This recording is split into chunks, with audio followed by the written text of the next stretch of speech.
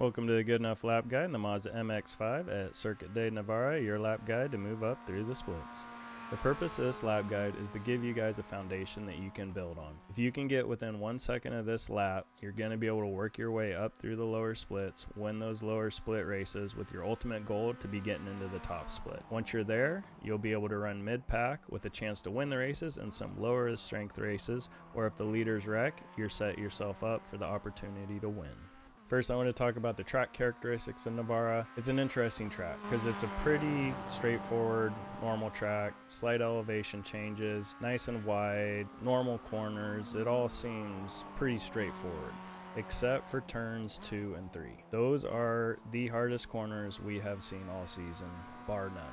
I think a lot of it has to do with the way the MX5 is set up and being loose on entry and middle makes it a big challenge. Other than corners 2 and 3, this track feels very normal. It's a very modern track, easy to drive. I don't know what it's like on the race yet, so we'll see what's racing. But that turn 2-3 combination will give you a run for your money.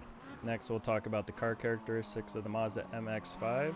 Like we just talked about, the car has oversteer on entry and middle, so it really makes turns 2 and 3 very tricky. The car is pretty much turning itself through the whole corner, and you're counter steering to decide how much the car is actually going to turn to the right by turning left. And then once you get through the middle of the corner, you start to pick up that understeer. So you need to make sure you have your car fully rotated so that when you get on the throttle, you're pointing in the right direction and you don't have to get back off the throttle because it's going to push you wide. Then you get back on the throttle after the car rotates a little bit more and you lose time, or you go wide off track. And because you have so much wheel in it, as soon as you go off track and the tires hit the grass, you'll just snap oversteer and spin out. The weather was 74 degrees Fahrenheit or 23.3 degrees Celsius. The track temp was 101 degrees Fahrenheit or 38.3 degrees Celsius. And the lap time was a 1:57.298. Alright, let's get into the lap. Turn 1's pretty straightforward. I don't like to go all the way to the apex just so we can have a nice angle coming into turn 2. So here's where the fun begins.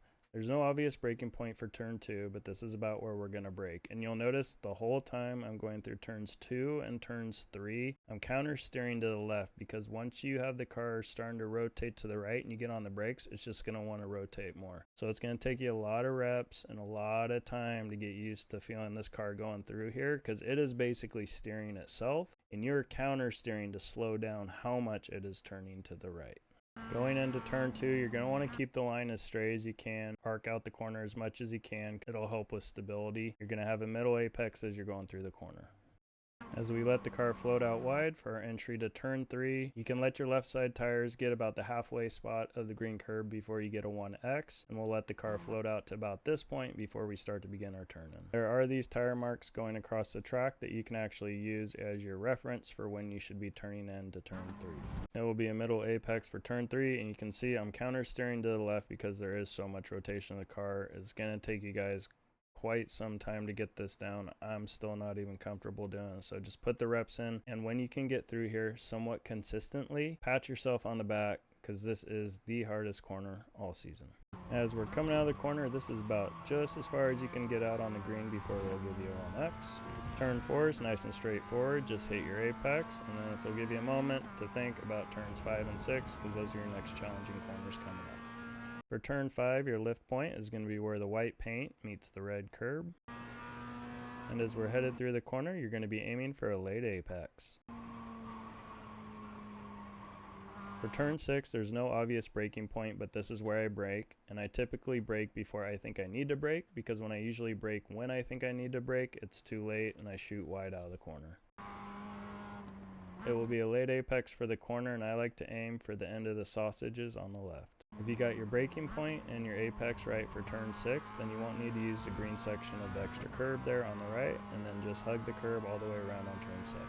You're going to want to get a nice wide angle going into turn 8. Use as much of the green curb as you can without getting a 1X. That's about where I am right now. And then as we're heading into the corner, it's about 3 of the red squares to the end of the curb is where your turn-in and your braking point will be for the corner. It's going to be a middle apex for the corner, and you can touch that red curb on the inside. I just don't like to go over it because I find it unsettles the car. Be careful you don't go too wide on exit there. They're pretty strict on the 1X. Once we get through turn 8, I feel like I can breathe because the rest of the track is pretty straightforward to me. We we've got through all the real technical, challenging parts of the track. For turn 9, I like to brake just before the box on the left. I do find a fast in approach is best for this corner. Typically I'm a slow in, fast out kind of guy, but this car itself is a fast in the corner type of car, and it really holds true in this corner. If I try and go slow in, fast out, I usually have a slower sector. But if I really just push the car into the corner, I have about a tenth to a tenth and a half improvement on my time through the corner. As we're headed through the corner, we're going to aim for that late apex.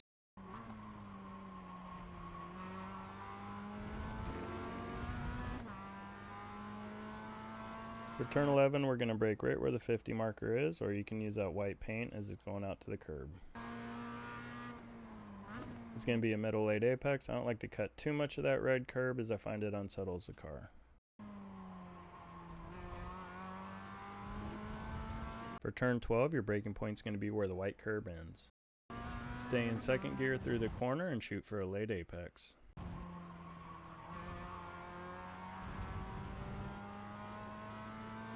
For turn 13, you can use the white line on the right side of the track as your reference for your braking zone. And then it'll be a late apex for the corner. You can drive over the red curb on the inside. I just choose not to because I like the stability I get when I don't. There's really not much to turn 14, just hit your apex.